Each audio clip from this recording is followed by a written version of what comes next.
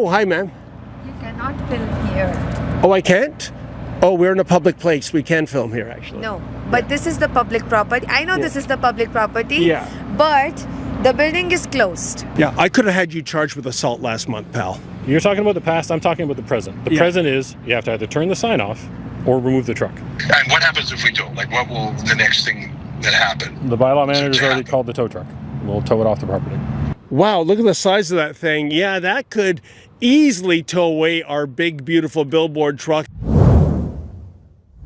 David Menzies for Rebel News here at Whitby Town Council in the town of Whitby, Ontario.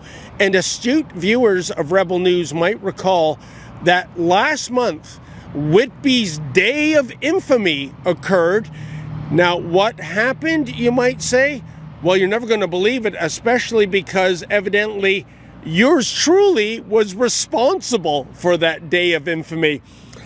Here's the deal. A picture, they say, is worth 1,000 words. If that's the case, a video is surely worth 1,000,000 words. So, folks, I'm going to show you me scrumming Town of Whitby Councillor Victoria Bozaninski. She is the one that received some media attention several weeks ago. As frank as possible, the motion that was put forward was absolute garbage. It was offensive, it was xenophobic, and I had serious issues with it. It was illegal to say the least, and I didn't think it was fair as a councillor to be forced to sit here and debate something that was xenophobic and racist tonight. And that was my opinion. I made it publicly, I made it privately, and I shared it with anybody who asked. So if we want to go ahead and make that cost public, I have no problem doing so. You can pin the entire cost on me, because I just think it's incredibly unfair that we're asked to sit here and we're asked to talk about federal policy that has nothing to do with it. I wanted to know why she thinks that way. So without me blathering on any further, let's go to that interaction between Victoria and I, and you can check it out for yourselves. Roll it. Why it is if someone questions the temporary foreign worker program, they're racist and garbage. What? Excuse me? I'm just making sure you don't bother the lady. I'm scrubbing her, please. Hey, get it. What are you doing? You're impeding her path to her car. No, I'm not. I'm scrubbing her. Well, you see it your way. Don't assault me again, okay? Oh, now I'm walking in a straight line. The door's locked, and then I can't get back. You're going outside. I'm going to ask you to leave the building now, please. Now, when cameraman Lincoln J and I finally left that night around 11:40 p.m., well, we just shrugged. It really was a nothing burger, my interaction with Bozanovsky. I didn't get any answers to my query. You know what, folks? I went to bed and I woke up the next morning and I found that I was the victim of a mainstream media smear job. I couldn't believe what I was reading. Let me just give you a smattering of the media coverage that was both local and national. Here's something from the CBC. Headline: Whitby Mayor to review security measures as police investigate incident at Town Hall. Whitby's mayor said she will examine security measures at council chambers as police investigate an incident that happened after a meeting. Okay, how about this one from DurhamRegion.com. Don't threaten my safety, police called as Rebel News presses Whitby councillor confronts security guard. Councillor Victoria Bozanovsky said she had to retreat to the mayor's office to avoid Rebels David Menzies at Monday night meeting. Gets better. From InSaga, a line was crossed. Rebel News reporter accused of harassing councillors in Ontario town. You know, that headline is very interesting in Saga, isn't it? Councillors plural. Who were the other councillors that I scrummed and had a problem? The only other two I spoke to that night were Chris Leahy and Steve Yamada, and we had a very productive, consensual interview. So I don't know where this newspaper is getting their information. And you know what? I would also like to know how I created an unsafe situation. How what happened is an example of harassment and intimidation. Why is it that not one mainstream media outlet reached out to me to get my side of the story? In fact, that is policy at Rebel News. We always reach out to get the other side of the story, and I would have done more than just pontificating. I would have provided those mainstream media outlets with the video evidence, which would have destroyed their narrative. But no, I guess, as they say in the MSM, don't let the facts get in the way of a good story.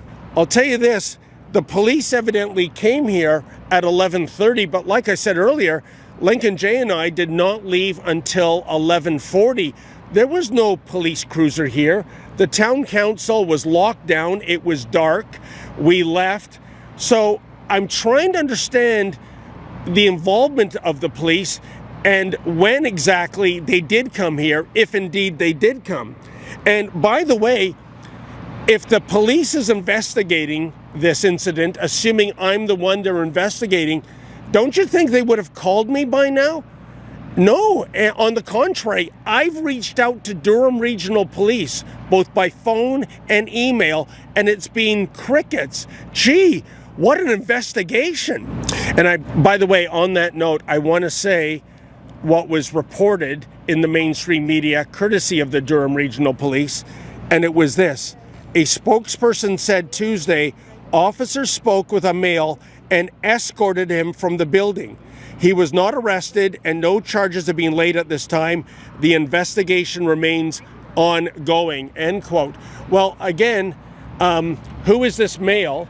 And the way this statement was inserted into stories, I can assure you folks, the vast majority of readers coming across that paragraph would obviously assume I was the male, but like I said, we didn't even see any police officers that night, let alone have an interaction with them. She said this, on what planet would you come up and start yelling in my face, point a camera at me, and then push my security guard?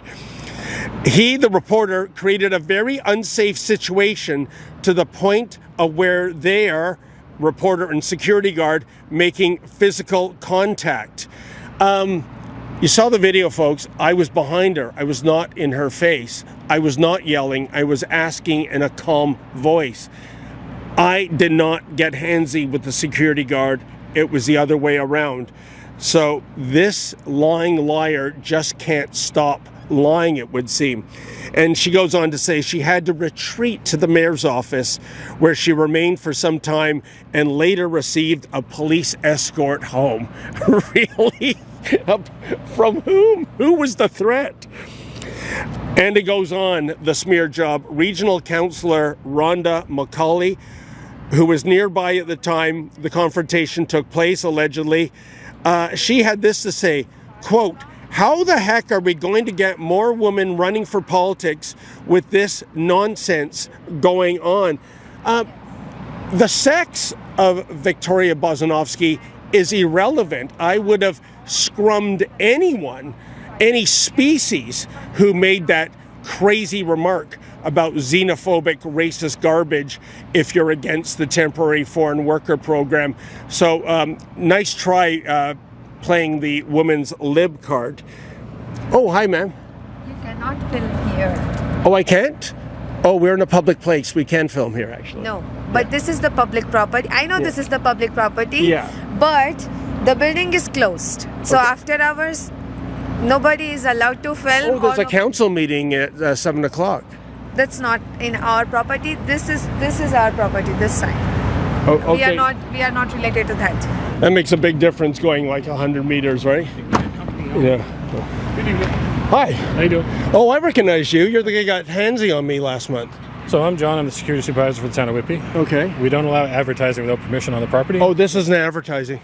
Sure it is. You're advertising a website. No, it's not. Promoting an agenda. So you're welcome to park it here if you get permission from the town. But since you don't have permission, I have to ask you to leave the property with the vehicle, or turn the sign off and you No, leave the vehicle. your colleague at the region said we're perfectly fine to park here, John. Well, I work for the town, they work for the region, and I'm telling you, you're not allowed to park here. Okay. I've informed you of that. So either please turn it off and you can leave the vehicle, because then it's just a vehicle, but right now it's a billboard and we don't allow advertising on our property without permission. Well, it's not an advertisement. You're parking on our property without our permission with a billboard that's advertising something. Yeah, no, she gave us the permission. That person does not work for the town. That person works for the region. So you want us to park on that side? I don't care where you park, as long as you don't park here, because you're not allowed to park here with an advertising. What trouble are we causing? There's plenty of parking spaces for other people. The trouble is that we have a policy that you cannot advertise on town property without permission. Can I see that policy? You can look it up on our website. I don't have that means right now. Well, that's not my concern, sir. I've informed you of it. Okay. I am security for the town. I have asked you to leave. All right. And I'd like you to leave. The truck can leave. You can stay. You can come to the meeting, or you can turn it really? off. Oh, how gracious of you, John. Those are your options. Okay. What would you like to do? Or what? You're going to get physical with me again? No, I'm going to get your truck towed out of here. Yeah, I could have had you charged with assault last month, pal. You're talking about the past. I'm talking about the present. The present is you have to either turn the sign off or remove the truck. Before we make a decision, I just wanted to get the, the lowdown from you, sir. Sure. Well, we don't want the truck seized. Yes. So that, to me, that's the most important thing. So we don't want the truck to be taken away from us or seized by police or anything. I don't believe. What is the message on the truck? It is firevictoria.com. She's the council. Right, I know who. Yes. Yeah, Okay. so that's not advertising. That's a political message. It's not selling anything. It's a political message, and we don't take legal advice from that guy you're referring to. And Ezra, this is the security guard, John. Hi there.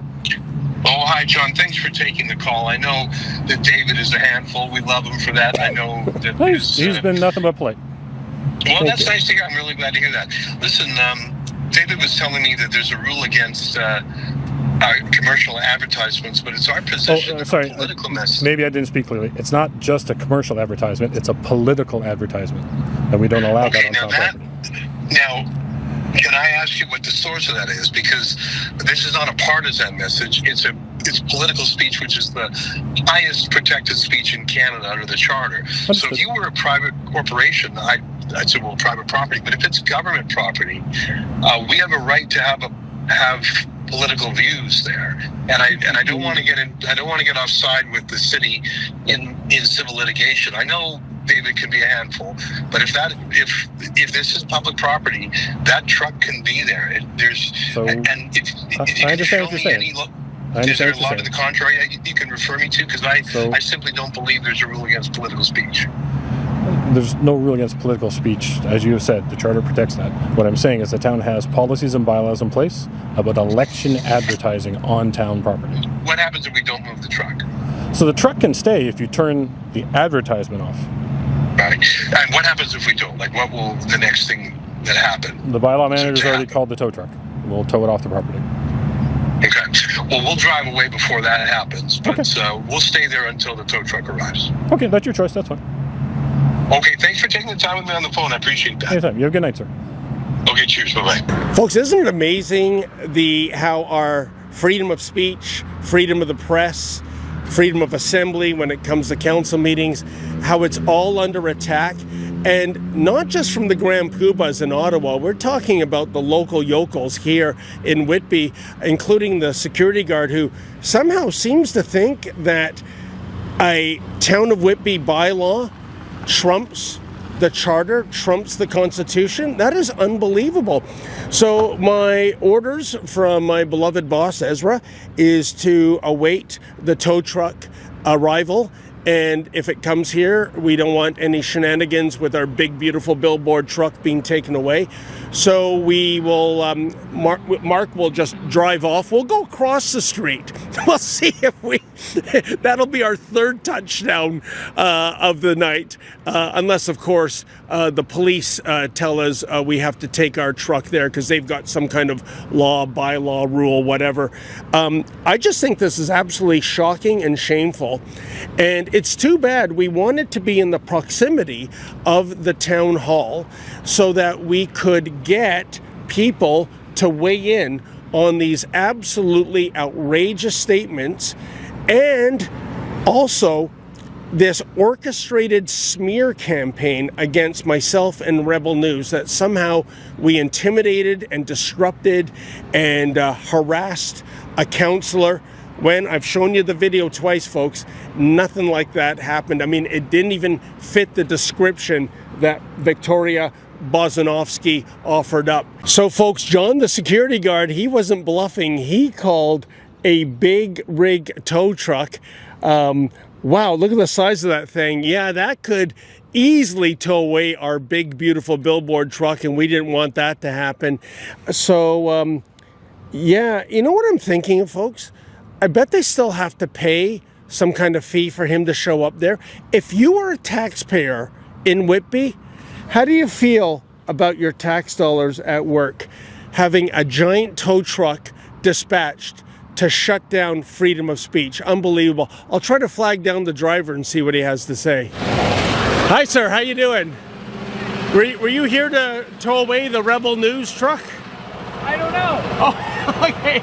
Did the town of Whitby call you? Yeah. Okay, because remember what they used to say on Get Smart? Missed it by that much. Yeah. Okay. How much? By the way, sir, before you leave, how much does this cost to get your truck here? I don't Estimate. I don't even know. John, with respect, that's not true. We didn't see him. He had already driven away. That was a coincidence, actually. Sure, if you believe in coincidence, that's your prerogative. All right then, so there's no such thing as a coincidence? I generally go based on facts and deductive reasoning, but you're welcome to go with coincidence. Okay then. By the way, how much is this costing the taxpayers of Whitby, John? That? I didn't pay him anything. Oh, so he just drove out here and... He canceled and he left. I said, is there any charge? He said, nope. I said, all right, good night. And he walked away. Really? Okay then. Well, not good for the carbon footprint angle though, eh? We got some of those climate kooks on council here too, you know. We're here to send a message that we are tired of fake conservatives who are putting their own ambitions over that of the party and even the country. Please, if you can, sign our petition at firevictoria.com. That's firevictoria.com. And if you're able to, we incur a few $1,000s in expenses every time we bring our truck out to a location in the GTA. So if you can, like I said, kindly make a donation to help us cover our costs.